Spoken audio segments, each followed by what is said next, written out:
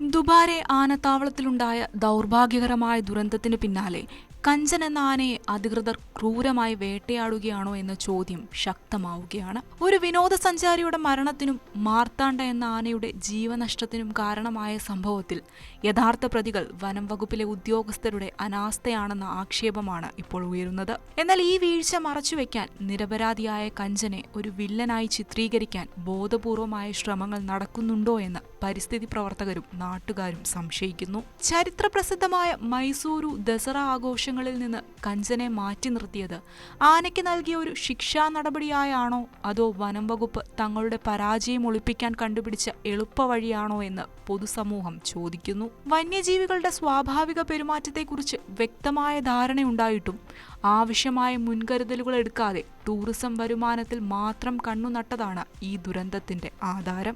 ആനകളുടെ സാമീപ്യം ആസ്വദിക്കാനെത്തുന്ന വിനോദസഞ്ചാരികളിൽ നിന്ന് വൻതോതിൽ പണം ഈടാക്കുന്ന ഒരു കേന്ദ്രമായി ദുബാരെ ക്യാമ്പ് മാറിയിരുന്നു. ആനകൾക്കൊപ്പം നിന്ന് സെൽഫി എടുക്കുന്നതിനും ഫോട്ടോകൾ പകർത്തുന്നതിനും 300 രൂപ വരെയാണ് സർക്കാർ ഇവിടെ ഈടാക്കിയിരുന്നത്. പണം സമ്പാദിക്കാനുള്ള ഈ വ്യഗ്രതയ്ക്കിടയിൽ വന്യമൃഗങ്ങളുടെ അരികിലേക്ക് വിനോദസഞ്ചാരികളെ എത്രത്തോളം അടുപ്പിക്കാമെന്നതിനെക്കുറിച്ച് കൃത്യമായ സുരക്ഷാ മാനദണ്ഡങ്ങൾ രൂപീകരിക്കാൻ വനം വകുപ്പ് തയ്യാറായില്ല.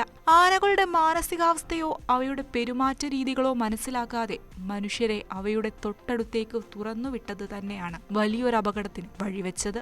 മൃഗങ്ങളെ വെറും വരുമാന മാർഗമായി മാത്രം കാണുന്ന ഇത്തരം സംവിധാനങ്ങൾ പരാജയപ്പെടുമ്പോൾ അതിന്റെ ഉത്തരവാദിത്തം പൂർണ്ണമായും മൃഗങ്ങളുടെ മേൽ ചാരി രക്ഷപ്പെടാനാണ് അധികാരികൾ ശ്രമിക്കുന്നത്.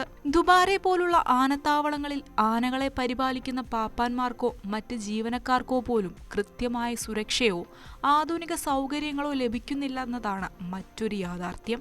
ആനകളെ നിയന്ത്രിക്കാനും അവയ്ക്ക് അനുയോജ്യമായ അന്തരീക്ഷം ഒരുക്കാനും ആവശ്യമായ ശാസ്ത്രീയ സംവിധാനങ്ങൾ ഈ ക്യാമ്പുകളിലില്ലെന്ന് പരിസ്ഥിതി പ്രവർത്തകർ ചൂണ്ടിക്കാണിക്കുന്നു. ആനകളെ ശരിയായ രീതിയിൽ നിയന്ത്രിക്കാനും പരിപാലിക്കാനും സാധിക്കില്ലെങ്കിൽ പിന്നെ എന്തിനാണ് അവയെ കാടുകളിൽ നിന്ന് പിടിച്ച് ഇത്തരം ക്യാമ്പുകളിൽ തടവിലാക്കുന്നത് എന്ന ഗൗരവമേറിയ ചോദ്യം ഇപ്പോൾ ഉയരുന്നുണ്ട്. മതിയായ പരിശീലനമോ മാനദണ്ഡങ്ങളോ ഇല്ലാതെ ആനകളെ വിനോദസഞ്ചാരത്തിനായി മാത്രം ഉപയോഗിക്കുന്നത് മൃഗങ്ങളോടും മനുഷ്യരോടും ചെയ്യുന്ന ക്രൂരതയാണ്.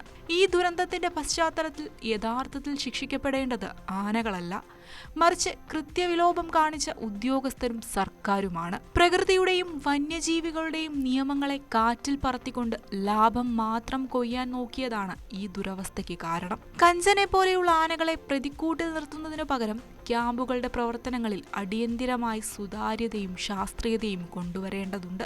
വന്യജീവി സംരക്ഷണവും വിനോദസഞ്ചാരവും തമ്മിലുള്ള അതിർവരമ്പുകൾ കൃത്യമായി നിർണയിക്കപ്പെടണം. വനം വകുപ്പിന്റെ ഭാഗത്തു നിന്നുണ്ടായ ഈ വലിയ അനാസ്ഥയ്ക്കെതിരെ ശക്തമായ അന്വേഷണം ഉണ്ടാകണമെന്നും വന്യമൃഗങ്ങളെ കേവലം വിനോദോപാധിയായി കാണുന്ന മനോഭാവത്തിന് അറുതി വരുത്തണമെന്നുമാണ് ഈ ദുരന്തം നമ്മെ ഓർമ്മിപ്പിക്കുന്നത്. കൂടുതൽ വാർത്തകൾക്ക് news 18 Keralam YouTube channel subscribe ചെയ്യുക.